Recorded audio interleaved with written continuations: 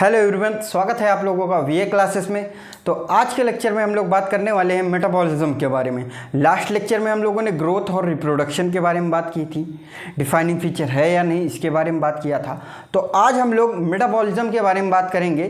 तो मेटाबॉलिज्म में आगे बढ़ते हैं लोग। इसी में हम आपको पहला पॉइंट बताते हैं कि जितने भी लिविंग ऑर्गेनिज्म हैं, चाहे वो छोटे हों लिविंग ऑर्गेनिज्म, चाहे वो बड़े लिविंग ऑर्गेनिज्म, यूनिसेलुलर हो मल्टीसेलुलर हो, कोई भी लिविंग ऑर्गेनिज्म है वो, तो वो किसका बना है? केमिकल का बना है। अब वो छोटे केमिकल्स भी हो सकते हैं और बड़े केमिकल्स से भी हो सकते हैं, और वो अलग अलग क्लासेस के भी हो सकते हैं, अलग अलग साइज के भी हो सकते हैं, उनका अलग अलग फंक्शन भी हो सकता है। ये मैटर नहीं करता है, लेकिन सभी लिविंग ऑर्गेनिज्म, आपके जितने भी लिविंग ऑर्गेनिज्म हैं, सब आपके बने किससे हैं? केमिकल्स के बने हैं। और उनका साइज क्या है, उनका शेप क्या है, उनका फंक्शन क्या है, उनकी क्लास क्या है, ये मैटर नहीं करती है। और वो टाइम पे, वो समय समय पे अपने आप में चेंजिंग लाते रहते हैं। अपने आप में केमिकल्स अपने आप को इवॉल्व करते रहते हैं, मतलब अपने आप में उनकी रिएक्शंस चलती रहती हैं। एक ही टाइम पे 72 रिएक्शन एक टाइम पे चलती है। 72 मतलब बहुत सारी रिएक्शन एक टाइम पे, एक ही साइमल्टेनियसली, एकदम बराबर, एकदम वेल ऑर्डर्ड मैनर में एक साथ ही चल रही होती हैं। जितनी बहुत सारी रिएक्शन होती हैं, सभी एक साथ हमारे सेल के अंदर चल रही होती हैं। और उन्हीं रिएक्शंस में ये केमिकल्स अपने आप को चेंज भी करते हैं। ठीक है, और अब हम लोग इसी में देखेंगे मेटाबॉलिज्म में। सबसे पहले हम लोग अब मेटाबॉलिज्म की डिफिनेशन के बारे में बात कर लेते हैं। तो इसमें all the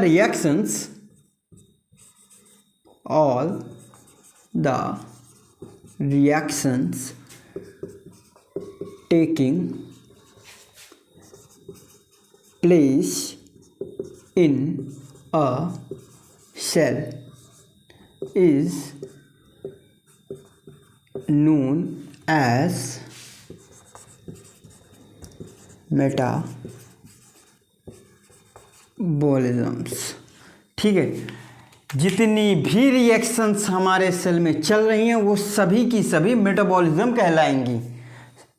all the reactions taking place in a cell is known as metabolism। मतलब जितनी भी रिएक्शंस हमारे बॉडी में चल रही होती हैं, मतलब जितनी भी रिएक्शंस हमारे सेल के अंदर चल रही होती हैं एक टाइम पे, वो सारी की सारी मेटाबॉलिज्म कहलाती हैं।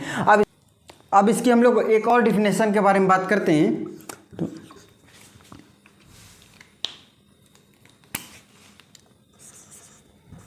सम total of all the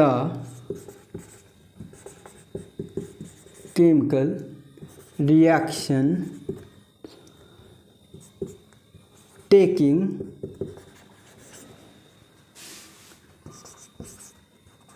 place in our body। ठीक है, ये क्या बोल दिया? जितनी भी रिएक्शंस चल रही हैं, जितनी भी केमिकल रिएक्शंस हमारे बॉडी में चल रही हैं, वो सब की सब,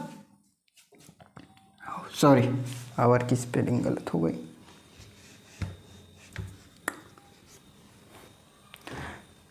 मतलब कहाँ पे थे? Sum total of all the chemical reactions taking place in our body is known as metabolism. मतलब जितनी भी रिएक्शंस चल रही हैं, सब मिला के हमारी बॉडी में जितनी भी रिएक्शंस चल रही हैं, सब मिला के क्या कहलाएंगी? मेटाबॉलिज्म कहलाएंगी आपका। ठीक है, तो अब इसी में हम लोग आगे बढ़ते हैं एनाबॉलिज्म और कैटाबॉलिज्म के बारे में। एनाबॉलिज्म का मतलब होता है किसी भी चीज़ का संश्लेषित होना, किसी भी चीज़ का बनना इज एनाबॉलिज्म। ठीक है, तो इसी में हम लोग बात करते हैं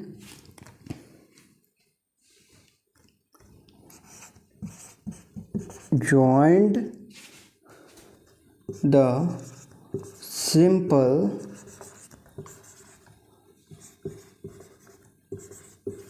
compound to make complex। Compound. Simple compound का आपस में जुड़ जुड़ के एक complex compound banana is anabolism. ठीक है, इसको हम लोग ऐसा समझते हैं कि ये छोटे छोटे आपके सिंपल कंपाउंड हैं। ठीक है, और ये जो है ये मिल के आपस में ये सब जुड़ के एक आपका ये कॉम्प्लेक्स कंपाउंड बना दिए। ठीक है, कॉम्प्लेक्स कंपाउंड ये आपका छोटे छोटे कंपाउंड सारे मिलके इन्होंने कॉम्प्लेक्स कंपाउंड आपका बना दिया। अब अच्छा ये बताइए आप लोग, सिंपल से कॉम्प्लेक्स कंपाउंड बना आपका। ठीक है, ये आपका क्या था, सिंपल कंपाउंड था, ये आपका कॉम्प्लेक्स कंपाउंड है। ठीक है, ये सिंपल छोटे छोटे छोटे छोटे कंपाउंड्स थे, ये मिलके कॉम्प्लेक्स कंपाउंड बनाए, तो इनको एनर्जी की ज़रूरत पड़ी होगी। ठीक है, तो इनको जो है एनर्जी की ज़रूरत पड़ी, तो ये क्या हो, सिंपल से कंपाउंड कॉम्प्लेक्स अगर बनते हैं तो उनको एनर्जी की ज़रूरत पड़ती है। तो ये प्रोसेस क्या हो गई आपकी, एनर्जी नीडेड प्रोसेस है आपकी। इनको एनर्जी की ज़रूरत पड़ी, एनर्जी नीडेड है। तो सिंपल कंपाउंड से कॉम्प्लेक्स कंपाउंड बनने में एनर्जी की ज़रूरत पड़ी, तो ये एनर्जी नीडेड प्रोसेस होती है आपकी, और इसको हम लोग एंडोथर्मिक भी बोलते हैं। एंडोथर्मिक, और इसको हम लोग एंडरगोनिक भी बोलते हैं, एंडरगोनिक। ठीक है, तो ये है हो गया आपका एनाबॉलिज्म। एनाबॉलिज्म में आप लोगों को क्या समझ में आया, इसमें आप लोगों को ये समझ में आया कि जो है सिंपल कंपाउंड से कॉम्प्लेक्स कंपाउंड का बनना। सिंपल कंपाउंड से सिंपल कंपाउंड आपस में जुड़ते हैं, simple compound are joined together to make a complex compound. ठीक है, तो ये हो गया आपका एनाबॉलिज्म। अब हम लोग इसी में बात करेंगे आगे कैटाबॉलिज्म के बारे में। ठीक है, तो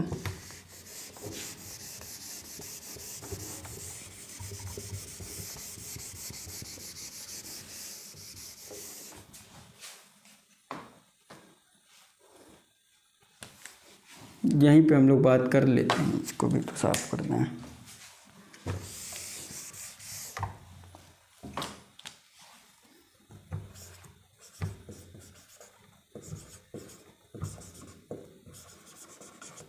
कैटाबॉलिज्म के बारे में।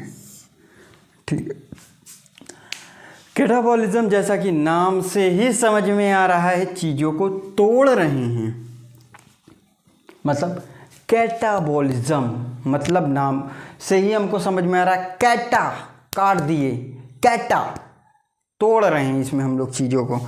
तो एनाबॉलिज्म में क्या था कि हम लोग जोड़ रहे थे चीज़ों को, और कैटाबॉलिज्म में क्या है कि हम लोग चीज़ों को तोड़ रहे हैं। तो इसकी हम लोग डिफिनेशन की बात करते हैं, तो उसके पहले आप लोगों को जैसे कि यहाँ पे हम लोगों ने सिंपल कंपाउंड से कॉम्प्लेक्स कंपाउंड बनाया था, सिंपल कंपाउंड को आपस में जोड़ जोड़ के हमने कॉम्प्लेक्स कंपाउंड बनाया था।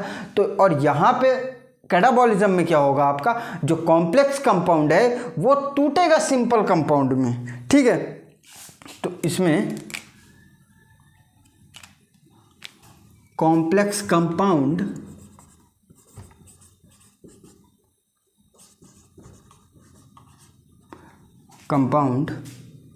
ब्रेक डाउन, ये आपकी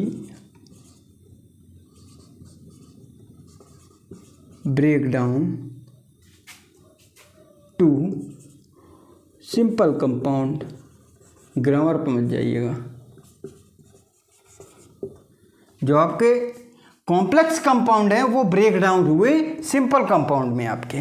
ठीक है, जो आपके कॉम्प्लेक्स कंपाउंड थे वो ब्रेक डाउन हो गए सिंपल कंपाउंड में। जैसे कि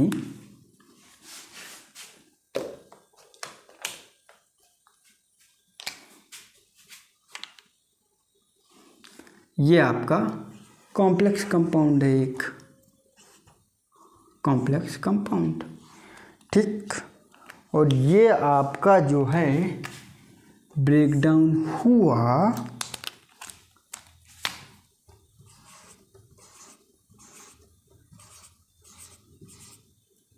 सिंपल कंपाउंड में।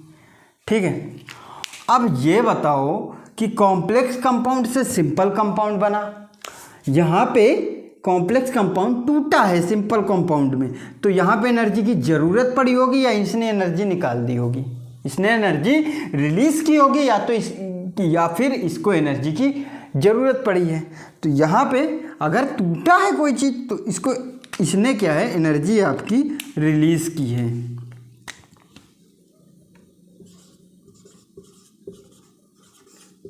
एनर्जी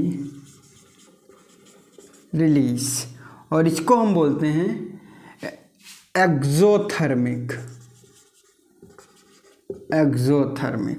और इसको हम बोलते हैं एक्सर्गोनिक।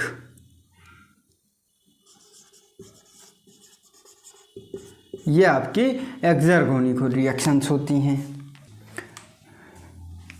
ठीक है, तो यहाँ तक आप लोगों को समझ में आया एनाबॉलिज्म और कैटाबॉलिज्म। यहाँ तक हम लोगों ने बात कर ली कैटाबॉलिज्म में। अब हम लोग उसी में आगे बढ़ते हैं। अब हम लोगों ने कैटाबॉलिज्म और एनाबॉलिज्म देख लिया, तो अब हम लोग इसी में हम आपको एक बात बता दें कि कोई भी लिविंग ऑर्गेनिज्म, कोई भी लिविंग ऑर्गेनिज्म ऐसी नहीं है जिसमें मेटाबॉलिज्म ना चल रही हो। ठीक है, और कोई भी नॉन लिविंग ऑर्गेनिज्म ऐसी नहीं है जिसमें मेटाबॉलिज्म चल रही हो। मेरे कहने का मतलब ये है कि कोई भी लिविंग ऑर्गेनिज्म है तो उसमें मेटाबॉलिज्म चल रही है, और कोई भी नॉन लिविंग ऑर्गेनिज्म है उसमें मेटाबॉलिज्म नहीं चल रही होती है। तो अगर हम बात कर लेते हैं मेटाबॉलिज्म, मतलब हमने आपको पहले ही बताया कि एक टाइम पे बथेरो रिएक्शन एक ही टाइम पे वेल ऑर्डर्ड मैनर में हमारे सेल के अंदर चल रही होती हैं। ठीक है, और अगर हम आपसे बोलें कि क्या हम लैब में इस रिएक्शन को करा सकते हैं, एक लैब के अंदर एक टेस्ट ट्यूब में हम कितने रिएक्शन करा देंगे भाई? बथेरो रिएक्शन एक साथ एक ही टेस्ट ट्यूब में थोड़ी ना करा लेंगे, वो तो सेल के अंदर हमारे हो रही होती हैं।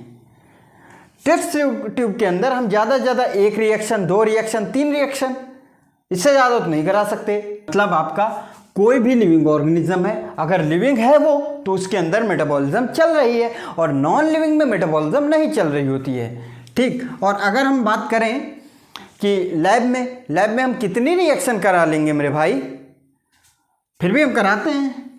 देखो एक टेस्ट ट्यूब ले ली हमने, ठीक, इसमें हमने ये रिएक्शन कराई हमने। ठीक है भाई, लैब के अंदर एक टेस्ट ट्यूब में हम लोग 1, 2, 3 इससे ज़्यादा तो रिएक्शन नहीं करा सकते ना। तो देखो, तो आगे बढ़ते हैं मेरे भाई। ये एक रिएक्शन हम कराने वाले थे लैब के अंदर, एक टेस्ट ट्यूब के अंदर हम रिएक्शन कराने वाले थे। आप लोग मानने को तैयार ही नहीं है कि भाई टेस्ट ट्यूब के अंदर एक साथ इतनी रिएक्शन नहीं हो सकती, तो हम करा रहे हैं रिएक्शन। चलो, एक रिएक्शन हमने कराई टेस्ट ट्यूब के अंदर जो कि 100% सेम है। किससे सेम है? हमारी लिविंग ऑर्गेनिज्म से। मतलब हमारे बॉडी में जो रिएक्शन चल रही होती हैं उसकी कोई एक रिएक्शन 100% सेम है, ये टेस्ट ट्यूब में हमने करा ली। ठीक है, तो सर हमने तो एक रिएक्शन करा ली, अब हम बथेरो रिएक्शन इसमें करा लें। जो बहुत सारी रिएक्शन हमारी बॉडी में चल रही होती हैं, बहुत सारे कॉम्प्लेक्स कंपाउंड एक साथ टूट रहे होते हैं और बहुत सारे सिंपल कंपाउंड से मिलकर कॉम्प्लेक्स कंपाउंड बन रहे होते हैं। ठीक है, वो सारी हमें एक लैब में ही करा ले। तो भाई लैब में अगर ये सारी चीज़ें करा ही लोगे तो भाई इंसान भी लैब में ही बना लो, नहीं हो पाएगा ना भाई। एक दो रिएक्शन हम करा सकते हैं टेस्ट ट्यूब के अंदर, लेकिन इतनी सारी रिएक्शन साइमल्टेनियसली एक ही साथ एक ही टाइम पे वेल ऑर्डर्ड मैनर में वो हम नहीं करा सकते। तो इसका मतलब ये हो गया, एक रिएक्शन हो गई तो ये लिविंग तो नहीं हो गया ना, ये neither living non living, neither living nor non living, ना तो ये लिविंग है और ना ही ये नॉन लिविंग है। तो इसमें हम लोगों ने टेस्ट ट्यूब में हमने ये देख लिया, टेस्ट ट्यूब में आपका 1 रिएक्शन, 2 रिएक्शन, 3 रिएक्शन, इससे ज़्यादा आप नहीं करा सकते लैब के अंदर, ठीक है। और जबकि हमारी सेल के अंदर इकट्ठे एक साथ 72 रिएक्शन चल रही होती हैं हमारी सेल में, एक साथ। ऐसा केवल और केवल लिविंग में होता है, एक साथ इकट्ठे इतनी सारी रिएक्शंस चल रही होती हैं, जो कि केवल हमारे लिविंग ऑर्गेनिज्म में होता है। तो इसमें क्या होता है आपका, हम बात करने वाले हैं अब डिफाइनिंग फीचर की।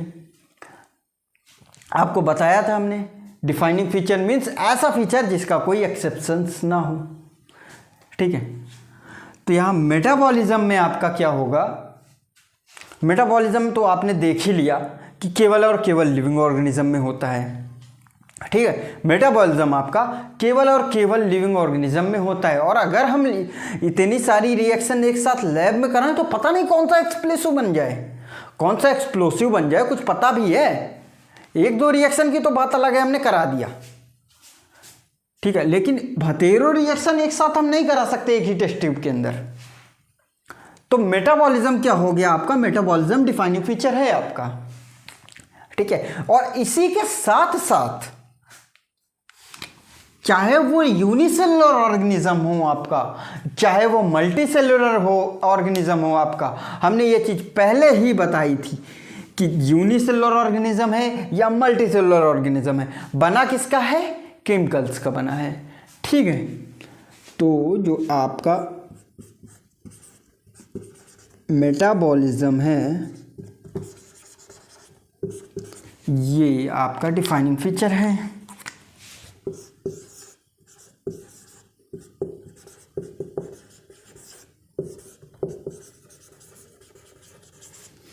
ठीक है। मेटाबॉलिज्म तो आपका डिफाइनिंग फीचर हो गया। और अब हम बात कर रहे हैं इसी में, हमने ये टेस्ट ट्यूब में कराई, टेस्ट ट्यूब में तो 1, 2, 3 रिएक्शन हो जाएंगी भाई, लेकिन इससे ज़्यादा नहीं हो पाएंगी।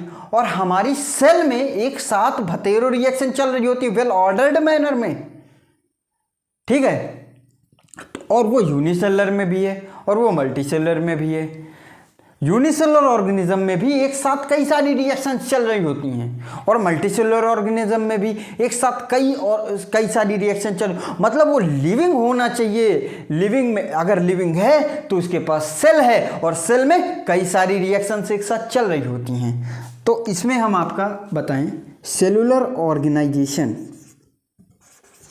Cellular organisation is also a defining feature.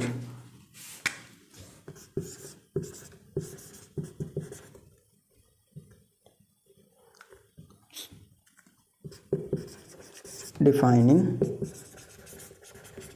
feature, ठीक है।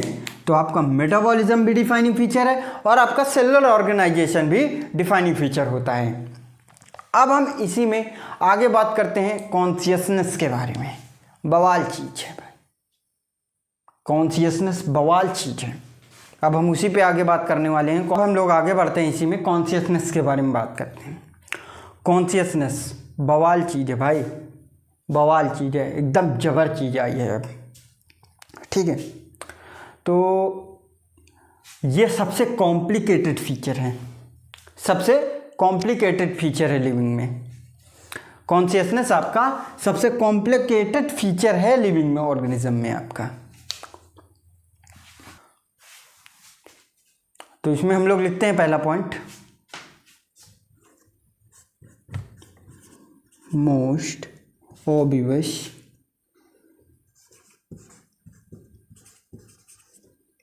And most complicated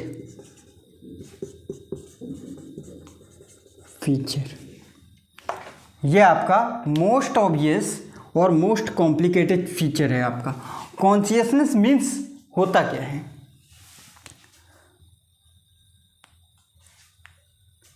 ability to sense करना, चीज़ों को, आसपास के इन्वायरमेंट को सेंस करना, ठीक है, ये होता है आपका कॉन्शियसनेस। समझ रहे हो आप लोग?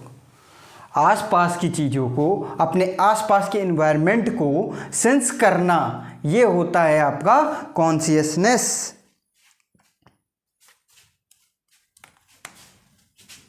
ठीक,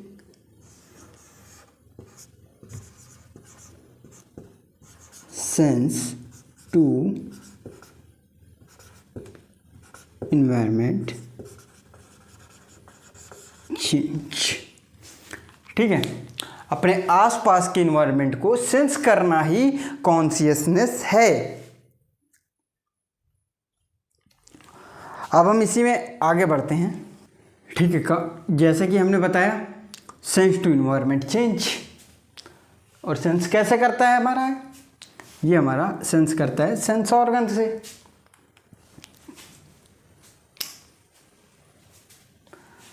तो ये हमारा सेंस करता है वाया सेंस ऑर्गन्स। ठीक, ये आपका सेंस ऑर्गन से आसपास के इन्वायरमेंट को सेंस करता है। ठीक है, और उसके प्रति रिस्पॉन्स देता है। ठीक, अगर कोई स्टिमुलस आया उस पर भी तो रिस्पॉन्स देना है ना हमें, तो वो सब कॉन्शियसनेस में होता है आपका। ठीक, आपके पास कॉन्शियसनेस है, सभी लिविंग ऑर्गेनिज्म के पास कॉन्शियसनेस होती है।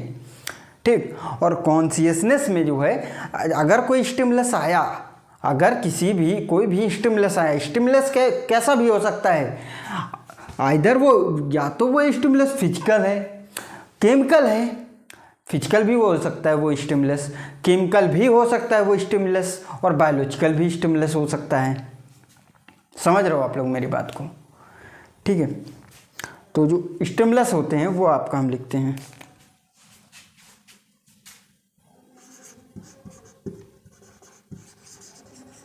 Stimulus, physical,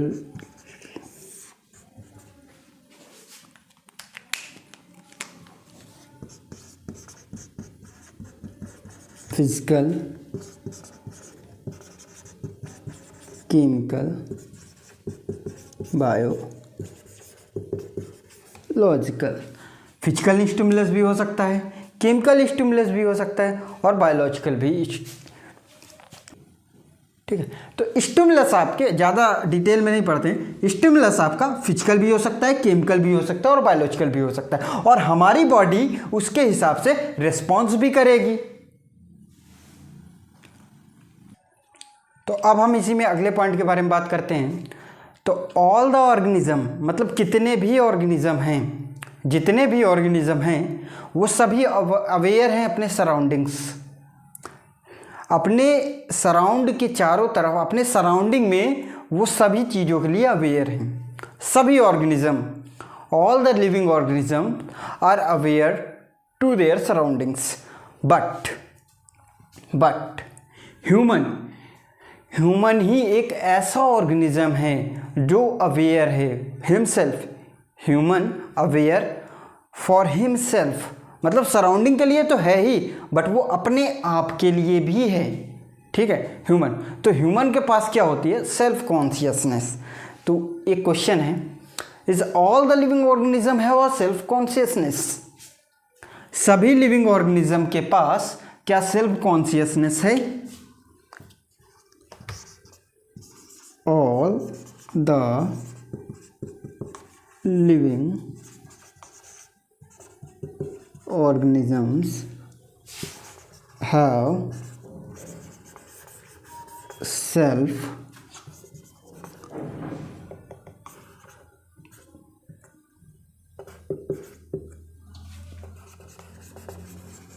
consciousness.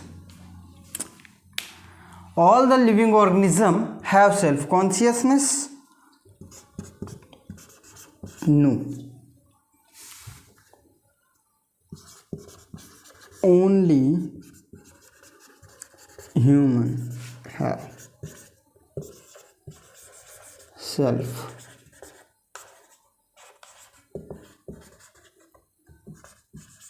कॉन्शियसनेस। ठीक है, only humans have self consciousness. केवल ह्यूमन के पास ही सेल्फ कॉन्शियसनेस है। अब एक क्वेश्चन आता है कि सर अगर कोई कॉमा में है, कॉमा, और कॉमा मीन्स क्या होता है, 7 घंटे के ऊपर की बेहोशी को कॉमा बोलते हैं। ठीक है, मतलब ब्रेन डेड है उसका। ठीक है, कोई कॉमा में अगर कोई पेशेंट है, एक वो कॉमा में है, तो क्या उसके पास सेल्फ कॉन्शियसनेस होगी? भाई ब्रेन डेड है उसका, सेल्फ कॉन्शियसनेस नहीं होगी उसके पास। उसके पास कॉन्शियसनेस जरूर होगी लेकिन सेल्फ कॉन्शियसनेस नहीं होगी। अब हम इसी में कॉमा पेशेंट के बारे में बात करते हैं, तो सोफा करते हैं थोड़ा।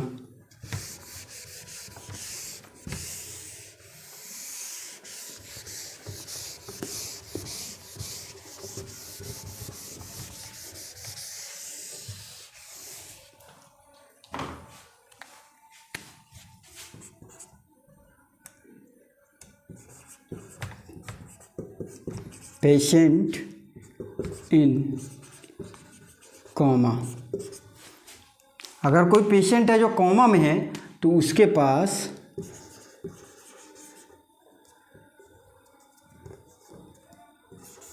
सेल्फ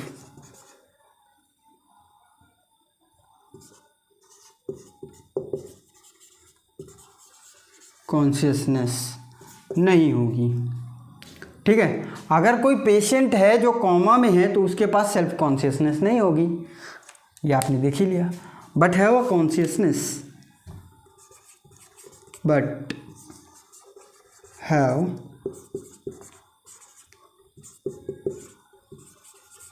कॉन्शियसनेस, लेकिन उसके पास कॉन्शियसनेस होगी। ठीक है, तो अब हम इसी में एक लाइन के बारे में और हम बात करते हैं। ठीक है, जो पहले एक बार और, पेशेंट जो कॉमा में है उसका ब्रेन डेड है।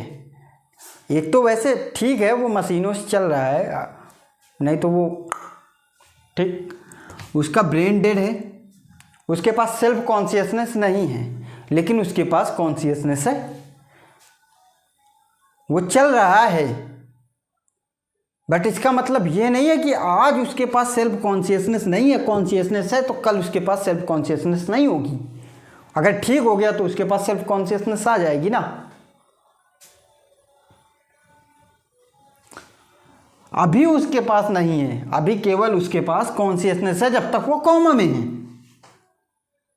ठीक है, अब हम लोग एक एनसीईआरटी एक लाइन लिखती है सीजनल ब्रीडर्स के लिए, तो उनके बारे में हम लोग बात करने, वो लाइन लिखते हैं हम लोग, photo period affect reproduction for seasonal breeder plants or animals।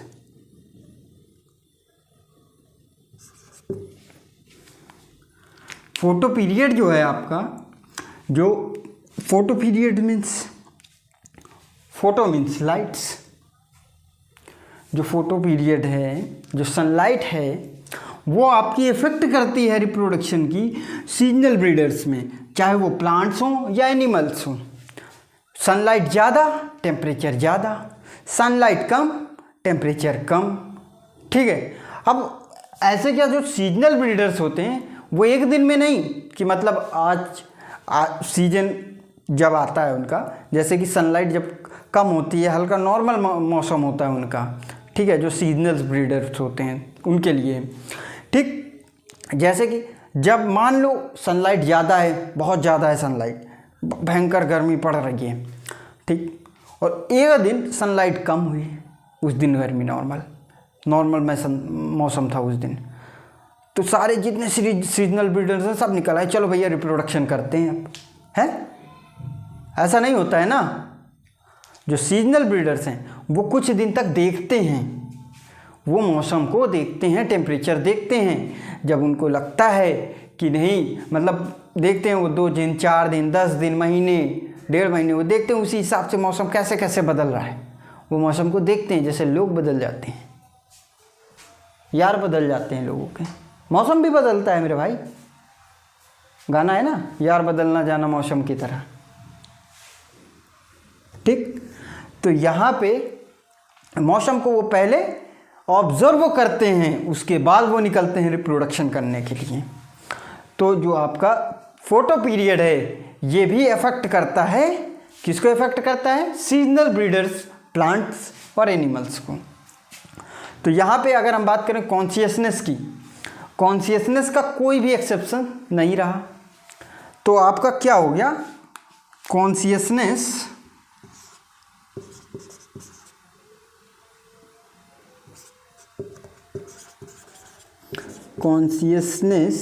ये आपकी डिफाइनिंग फीचर है।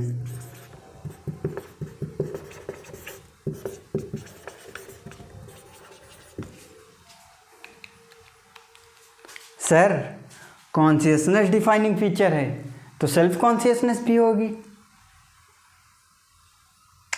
नहीं मेरे भाई, कॉन्शियसनेस जो है वो सबके पास है विथाउट एनी एक्सेप्शन। ऑल जितने भी लिविंग ऑर्गेनिज्म हैं, सबके पास कॉन्शियसनेस है बिना किसी एक्सेप्शंस के। सब अवेयर हैं आसपास के अपने सराउंड के, लेकिन केवल ह्यूमन ही अपने लिए अवेयर है। अपने सराउंड के लिए तो सब अवेयर हैं, लेकिन ह्यूमन जो है वो खुद के लिए भी अवेयर है। तो जो सेल्फ कॉन्शियसनेस है वो केवल और केवल ह्यूमन के लिए है। तो अगर हम बात करें सेल्फ कॉन्शियसनेस अगर डिफाइनिंग फीचर है किसी के लिए, तो वो केवल और केवल ह्यूमन के लिए, केवल ह्यूमन के लिए ही सेल्फ कॉन्शियसनेस आपका डिफाइनिंग फीचर है। तो यहाँ तक हम लोगों ने कॉन्शियसनेस तक देख लिया। कॉन्शियसनेस आपका डिफाइनिंग फीचर हो गया, और इसके पहले मेटाबॉलिज्म भी आपका डिफाइनिंग फीचर हुआ था, सेलुलर ऑर्गेनाइजेशन भी आपका डिफाइनिंग फीचर हुआ था। और वो क्यों हुआ था एक्सप्लेन किया है पूरा। और उसके पहले ग्रोथ और रिप्रोडक्शन के बारे में बात किया था, तो उनके क्या थे? एक्सेप्शंस थे, तो वो डिफाइनिंग फीचर नहीं थे। अब मान लो अगर कभी ऑप्शन में आपका कॉन्शियसनेस भी आ जाए, पहले तो ऐसा होता नहीं है, अगर मान लो आता है, पहले कॉन्शियसनेस भी आ जाए, मेटाबॉलिज्म भी आ जाए, सेलुलर ऑर्गेनाइजेशन भी आ जाए, तो हम जो प्रायोरिटी देंगे, सबसे पहली प्रायोरिटी हम कॉन्शियसनेस को देंगे। ठीक है, सबसे पहली प्रायोरिटी हम कॉन्शियसनेस को देंगे, और दूसरी प्रायोरिटी हम मेटाबॉलिज्म को देंगे, और तीसरी प्रायोरिटी हम सेलुलर ऑर्गेनाइजेशन को देंगे।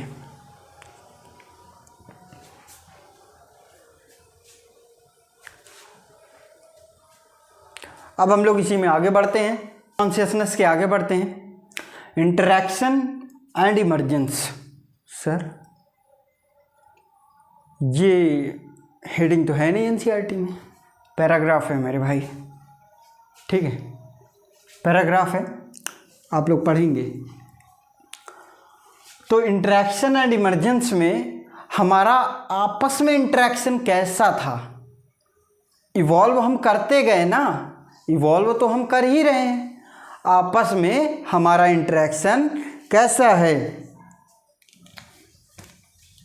तो इसमें हम लोग लिखते हैं all living phenomena are due to underlying interaction.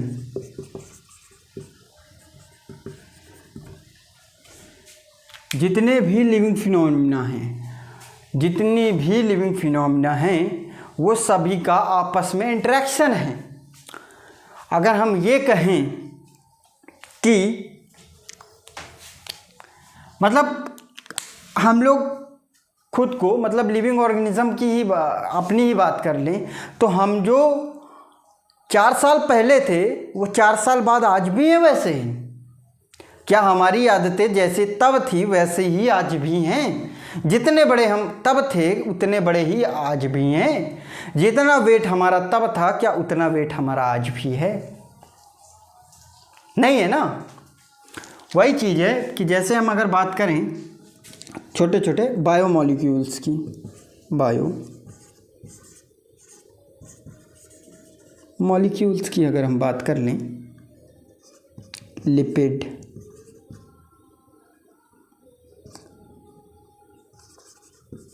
Carbohydrate, ठीक। तो यहाँ पे हमने बायोमॉलिक्यूल्स से आपका सेल ऑर्गेनेल्स बने। सेल ऑर्गेनेल्स कौन कौन से? मान लो माइटोकॉन्ड्रिया हो गया, ठीक है, गोल्जी बॉडी हो गया, एंडोप्लाज्मिक रेटिकुलम हो गया।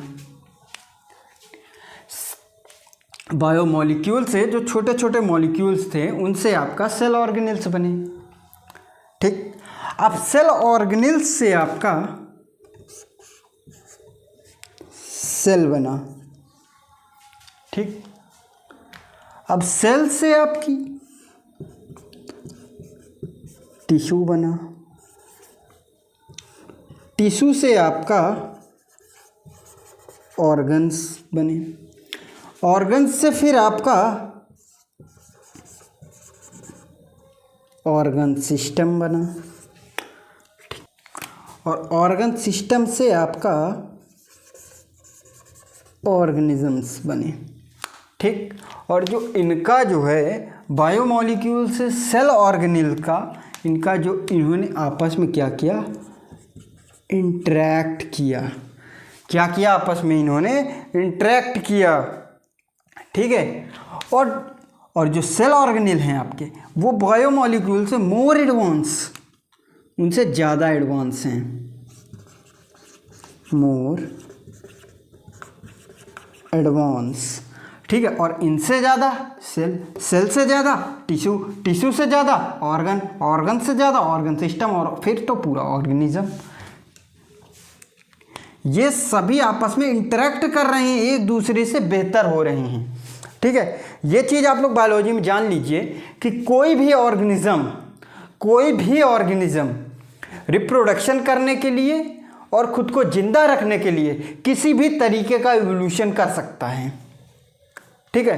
किसी भी तरीके का इवोल्यूशन वो कर सकता है, अपने आप को वो इवॉल्व कर सकता है, कोई भी लिविंग ऑर्गेनिज्म हो। अब हम लोग लिविंग ऑर्गेनिज्म की डिफिनेशन के बारे में देख लेते हैं।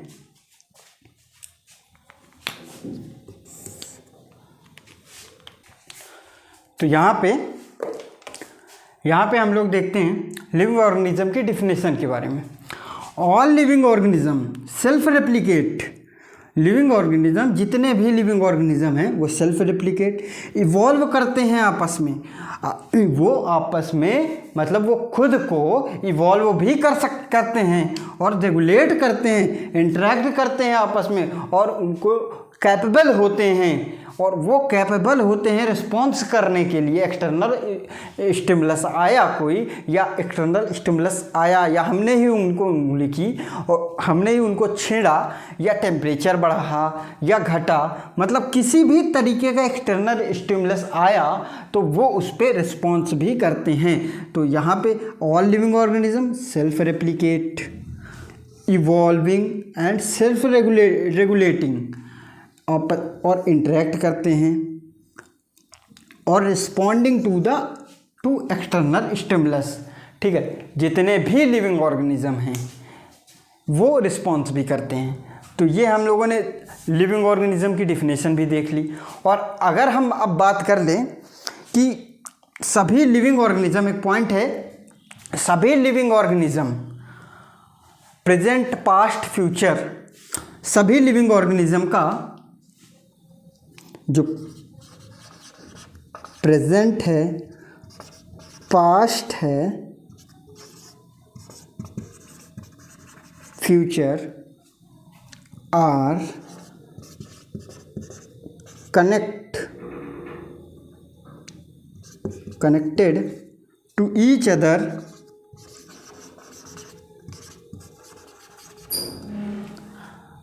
connected to each other with common genetic material. ठीक, are connected to each other with common genetic material. अब कॉमन जेनेटिक मटेरियल क्या है? कॉमन जेनेटिक मटेरियल जो है वो उनका न्यूक्लिक एसिड है, nucleic acid. Common genetic material but varying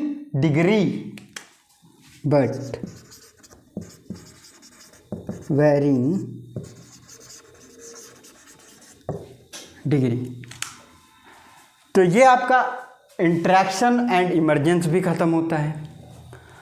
अब हम लोग नेक्स्ट लेक्चर में इसके आगे बायोडाइवर्सिटी के बारे में बात करने वाले हैं। आज के लेक्चर में हम लोगों ने क्या क्या पढ़ा? हम लोगों ने मेटाबॉलिज्म से स्टार्ट किया, मेटाबॉलिज्म पढ़ा, कॉन्शियसनेस, फिर इसके बाद हमने सेल्फ कॉन्शियसनेस भी देखा, उसका भी कॉन्सेप्ट हमने देखा, ठीक है। फिर इसके बाद फोटो पीरियड के बारे में देखा, और फिर इसके बाद हम लोगों ने इंटरेक्शन एंड इमरजेंस के बारे में देखा। और अगर आपको इस बीच में कोई भी डाउट होता है तो वो कमेंट सेक्शन में आप लोग वो डाउट को मेंशन कर दीजिएगा। नीचे मेरे टेलीग्राम चैनल की लिंक दी हुई है और आप लोग टेलीग्राम चैनल को ज्वाइन कर लीजिए। उसी पे मैं डीपीपी शेयर करता हूँ और इसके बाद डीपीपी का डिस्कशन भी करवाऊँगा मैं, और NCERT line by line reading भी अब आने वाली है इस चैनल पे। तो आप लोग इस चैनल को सब्सक्राइब कर लीजिएगा और ज़्यादा से ज़्यादा हो सके तो शेयर कीजिएगा अपने दोस्तों के साथ। चलिए आज की बातें यहीं तक करते हैं, बाकी बातें नेक्स्ट लेक्चर में करते हैं। तब तक के लिए थैंक यू, धन्यवाद।